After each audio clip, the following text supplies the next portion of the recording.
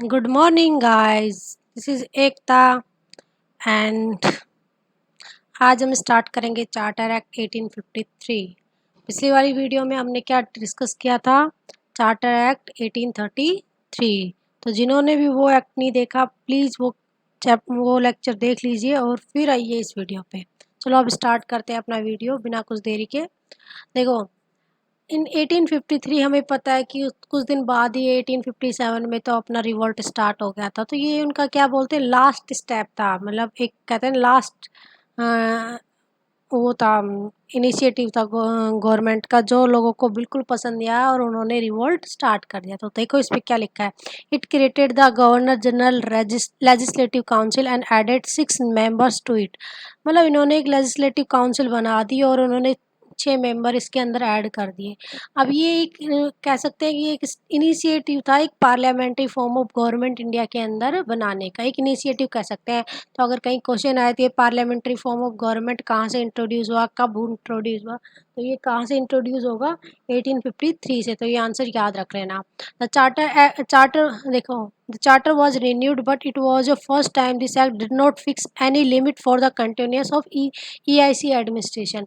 मतलब उनको भी कहीं न कहीं लग रहा था ब्रिटेन गवर्नमेंट को कि हाँ, EIC मतलब ईस्ट इंडिया कंपनी अब इतनी फ्रूटफुल नहीं है कि इसको भी बस उन्होंने इनकी सारी जो मोनोपोली थी वो हटा दी है। अब इनके सारे मतलब राइट्स, मतलब जो भी इनको प्रिविलेजेस दे रखी थी वो हटा दी। तो उनको लग रहा था कि हाँ, अब इसको हटा ही देना चाहिए और सारा सीधा कंट्रोल ले लेना चाहिए। तो उन्होंने क्या किया कि लास्ट टाइम था जब उन्होंने कोई मतलब फर्दर मतलब कोई लिमिट नहीं दी, कोई वो नहीं दिया, कोई टाइम ड्यूरेशन नहीं दिया कि जैसे कि 1813 में दिया था कि 20 साल तक लगेगा वो रूल, फिर 20 साल तक मतलब 20 ईयर्स के लिए कंपनी ईआईसी के पास मोनोपोली रहेगी, ईआईसी के पास प्रिविलेजेस रहेंगे इंडिया में ट्रेड करने के लिए। फिर 1833 में भी 20 साल दे दिए। 1853 के अंदर उन्होंने ऐसा कोई फिक्स नहीं किया कि वो कंटिन्यू करना चाहेंगे ESI EIC sorry EIC ESI it's so sorry about it, actually it's tongue slipped. Oh, sorry. Okay.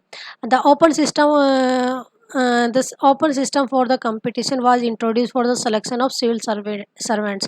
जैसे भी मैंने लास्ट वाले लेक्चर में पढ़ाया था कि सिविल सर्वेंट्स को अभी तक उन्होंने अलाउ नहीं किया था, बट अब उन्होंने क्या किया कि सभी इंडियंस को भी अलाउ कर दिया सिविल सर्वेंट्स में, कि वो भी सिविल सर्विसेज में अप्लाई कर सकते हैं, एग्ज़ाम दे सकते हैं। बट ये बहुत टफ बना रखा था उन्होंने, क्या कर रखा था, उन्हीं की लैंग्वेज इंग्लिश में ही करना और वहीं पे एग्ज़ाम करवाना, सब कुछ मतलब लंदन में ही होता था, इंडिया में कुछ नहीं होता था। बट अभी ये फर्स्ट इनिशिएटिव था कि उन्होंने इंडियंस को अलाउ कर दिया इस एग्ज़ाम के अंदर बैठने के लिए। इससे पहले उन्होंने कभी इंडियंस को इतना मतलब कैपेबल समझा ही नहीं कि वो एग्ज़ाम क्लियर कर सकते हैं और एग्ज़ाम बैठने लायक भी हैं। ठीक है? तो इस मतलब ये याद रख लेना, सिविल सर्वेंट्स कब स्टार्ट हुए थे, कब अप्लाई किया, मतलब अप्लाई का मीन्स कब अलाउ किया था इंडियंस को इन सिविल सर्विसेज में, वो है 1853 में। तो convent of civil services was open to the Indians, मतलब कि इंडियंस के लिए ओपन भी कर दिया। In this regard the Macaulay committee was appointed. मतलब मैकुली कमेटी बहुत इंपॉर्टेंट है, बहुत बार क्वेश्चन आता है कि सिविल सर्वेंट्स के लिए कौन सी कमेटी अपॉइंट की गई थी, तो वो कौन सी कमेटी थी? ये मैकुली कमेटी। मैकुली कमेटी ये हमेशा याद रख लेना। मैकुली कमेटी वाज इंट्रोड्यूस इन 1854, यहाँ पे 54 लिख लेना, ठीक है? ये 54 में इंट्रोड्यूस की गई थी और इस टाइम पे क्या हुआ था कि इन्होंने देखो, Macaulay committee was introduce in 1854, तो ये लिख लेना। Satyendra Nath Tagore was the first Indian to qualify the exam in 1863। मतलब 1863 में कौन सा सत्येंद्र नाथ टैगोर ने फर्स्ट टाइम इंडिया की एक पहले इंडियन थे जिन्होंने क्या किया था, एग्ज़ाम क्लियर किया था। तो एक चीज़ याद रख लेना, ठीक है?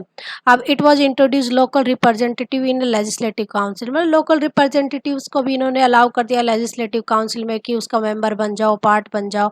एंड 4 आउट ऑफ 6 मेंबर, देखो यहाँ पे इन्होंने 6 मेंबर अलाउ किए थे ना लेजिस्लेटिव काउंसिल में, तो इन्होंने क्या किया, अब 4 out of 6 member was nominated from the Madras, Bombay, Agra and Bengal. मतलब कि ये 4 जगह से एक एक मेंबर्स इन्होंने वहाँ से लेने थे, ठीक है। It was reduce to the number of directives in the company from 24 to 18। मतलब इसमें कुछ डायरेक्टिव्स थे जो कंपनी के थे, जैसे कि मान लो कि जैसे बोर्ड ऑफ डायरेक्टर ऐसे काइंड ऑफ, मतलब वो एक सारे 24 लोगों का था, वो उन्होंने क्या कर दिया, वो 18 कर दिए, मतलब कम कर दिए, कम, अब ज़्यादा लोगों के पास उसके मतलब होल्डर अथॉरिटी नहीं थी। Out of 18 6 were appointed by the British crown. मतलब कि 18 में से भी अब क्या 16 तो ब्रिटिश क्राउन ही उसको वो करेगा, मतलब क्या करेगा, अपॉइंट करेगा। It separate the first time the legislative and executive function of governor general council. मतलब एग्जीक्यूटिव कौन होते हैं अभी के टाइम पे, एग्जीक्यूटिव कौन है, एग्जीक्यूटिव होते हैं जैसे कि हमारे प्रेसिडेंट है जो फाइनल डिसीजंस लेते हैं, और अपने COM है, काउंसिल ऑफ मिनिस्टर, जो मतलब कि अपना लॉ वगैरह बनाने के बाद वो एक फैसला लेते हैं। और लेजिस्लेटिव क्या है, लाइक अवर पार्लियामेंट, सारे ग्रुप ऑफ पीपल्स जो लॉ बनाते हैं, सब उसको डिफाइन करते हैं, उसके लूप होल्स वगैरह डिस्कस करते हैं। और ये कहते हैं मेनली डिसीजन मेकिंग अथॉरिटी होती है एग्जीक्यूटिव्स। तो इसके सिग्निफिकेंस क्या है, देखो, it marks the beginning of parliamentary form of government. ये मैंने पहले ही बता दिया था कि इसके थ्रू क्या हो रहा था कि पार्लियामेंट्री फॉर्म ऑफ गवर्नमेंट बना रहे थे। तो हम क्या कर रहे हैं कि यहाँ से हमें अपने इंडियंस को थोड़ी बहुत नॉलेज होने लगी कि पार्लियामेंट्री फॉर्म ऑफ गवर्नमेंट होती क्या है। तो बेसिकली कुछ आइडिया लोगों के पास यहाँ से इतने, देखो 1853 से लेके 1947 तक, मतलब नियर अबाउट 100 या 90 ईयर्स मान लो, तो इतने ईयर का एक्सपीरियंस हो गया इंडियंस के पास। तो इसीलिए हमारे इंडियंस ने क्या किया था, पार्लियामेंट्री फॉर्म ऑफ गवर्नमेंट मतलब एक्सेप्ट की थी, अडॉप्ट की थी। क्योंकि उसके भी बहुत सारे feature, but one of the feature is कि पार्लियामेंट्री फॉर्म ऑफ गवर्नमेंट, उनको उसके बारे में एक्सपीरियंस था, तो इसलिए। And the rule of company is not going to the last long. मतलब इन्होंने एक और चीज़ डिफाइन कर दी थी कि उन्होंने फिक्स नहीं किया था, यहाँ पे देखो कि ये फिक्स ही नहीं किया कि कितने दिन तक अपनी EIC गवर्नमेंट कंटिन्यू करेगी, मतलब administration East India company continue करेगी।